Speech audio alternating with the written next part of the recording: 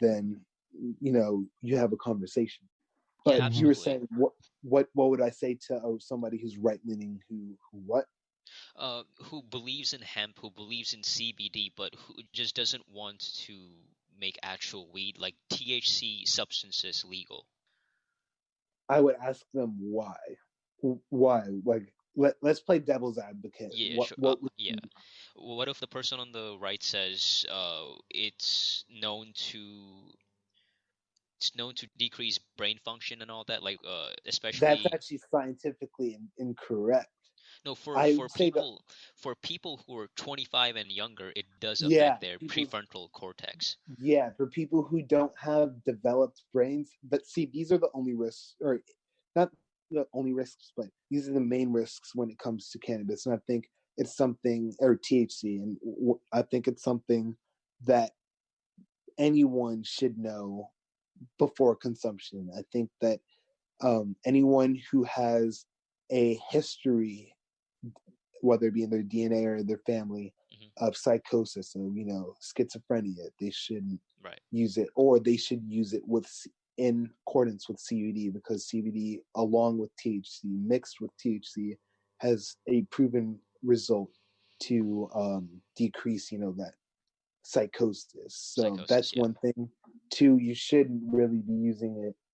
Definitely, if you have a developing brain, because it has, um, you know, proven to decrease a lot of brain function in young adults, and I can see it because a lot of people are a little bit visibly slower off of it. But Oh, for sure. my point to that right leaning person, I would say, is what is done by keeping it illegal.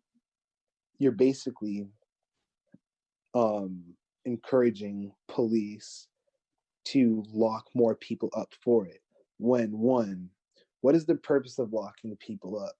It's for you're taking person A out of the equation so they can't harm person B. But if person A is only harming person A, then like you're basically just putting person A in jail, where one, they typically tend to get into higher crime, because that's all they've lived in through. And it's basically, as I said, remember, 13th Amendment, especially with private prisons, Right. they know that weed charges are so easy to get people in jail, and so that's ching for them. So it's, I think I would say to that person, I would kind of go to them the history of private prisons, and some of the corruption when it comes to the actual prisons. And I would be like, by keeping it illegal, you're encouraging more people to be locked up for a simple plant. Yeah. And I would say to that person, maybe they could start at decriminalization, because there's really no reason that it should be made illegal. Like, as you said, there's been nobody. More people have died from caffeine than THC or cannabis or Yes, marijuana. dude. Caffeine, And caffeine drowning, is lightning readily, attacks. It's just pretty crazy, dude. exactly. So keeping it illegal, it makes no sense. It, Yeah.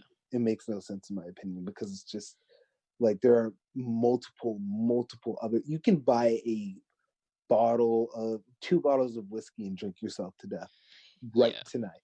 It's That was actually going to be completely one of my points. Like, if substances like alcohol and over-the-counter pain medications are legal and they're causing way more damage in our society than marijuana ever has, then we should make the product legal, and then we can let the people decide and choose, like we make people decide and choose with alcohol and over-the-counter pain medications and stuff like that. Like, it should be the person's choice.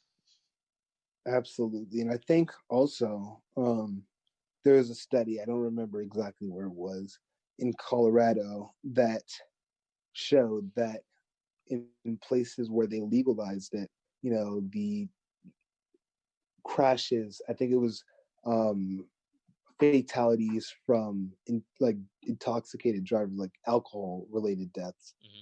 when it comes to driving, that decreased. So that would show you that, you know, more people would choose, you know, the more natural, less harmful substance of, you know, cannabis as their, I guess, release, if you want to call it, rather than alcohol. And it wouldn't cause, you know, the same. I'm not saying that people should be driving high, but I'm saying that it has shown in studies to reduce, you know, traffic fatalities when it comes with alcohol. Better than driving drunk.